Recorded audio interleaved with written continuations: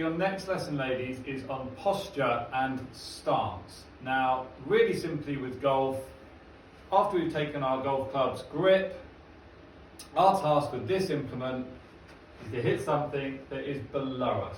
Okay, now in particular, I'd quite like that club to feel like it could touch the surface below the ball, the ground. That way we can get that loft on the ball, making the ball go up in the air. Now, to give you the best chance of doing that, we need to talk how about we're going to get this body, this club, onto that floor. Now, a big thing that I hear a lot is bend your knees. Now, I would agree with that to a certain extent, but it wouldn't be my number one. Reason being, if I hold the club here, and then someone said, right, I want you to bend your knees, it would lower me, but unless I'm the world limbo champion, I don't think playing golf down here is going to be very successful.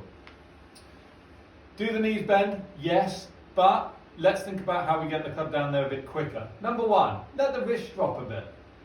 Perfect, okay? That's already got the arms hanging down. The wrists now drop the club down, the club's closer to the ground. Then from here, we're going to take a very neutral spine and we're going to bend from the hips, okay? So you ladies are fantastic at knowing where your hips are, far better than any of the men that I certainly have worked with. They seem to think that you bend from the waist, which is why they start to do this kind of imagery, okay? Whereas you ladies tend to know your hips are below your waist, you bend from that waist out, that starts to lower the shoulders down to the ground, and all of a sudden you can start to see now that club is touching the floor. My legs have locked, that's a problem. Can't really move that well.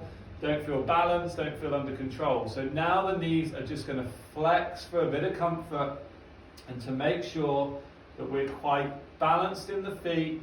We've got the arms hanging vertically down from the shoulders, the wrists have dropped the club to the floor, and our torso is aiming down at the ground. Now for the kids, what I say to them is Ironman. I'd want Ironman's light to be shining down into that ball area.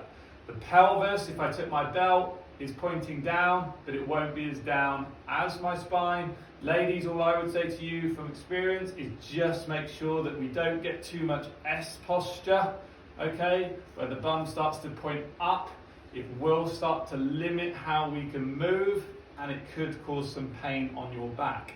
If that is the case, try and tuck the pelvis underneath you a little bit more, whilst having the rest down there, and then really simply see if your club can come back to the ground and don't be afraid to hit it. Stance and posture, face on. Now, really simple, where do we place the club? The club for me, I want the hands to come somewhat together into their natural area, so where they meet in the middle, and then I want the club just to be held probably just leaning slightly to the left side of centre, with the club somewhere into the middle of your stance in between your feet. I probably wouldn't want the club, unless we've got one of the drivers out, to be too far forward and not really too far back. I certainly wouldn't want the hands on the right leg or too far on the left leg. So somewhere on that kind of middle area, shaft leaning slightly to the front side of centre, and that left hand probably just covering your left thigh as you look down, okay?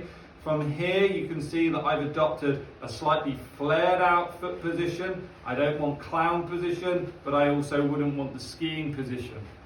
I want some flares on the feet. I want some width of stance to support me. So if we're too narrow, we might lose a bit of balance. And if we're too wide, we'd lose a bit of mobility. So just outside the hips and the shoulders for me will be perfect.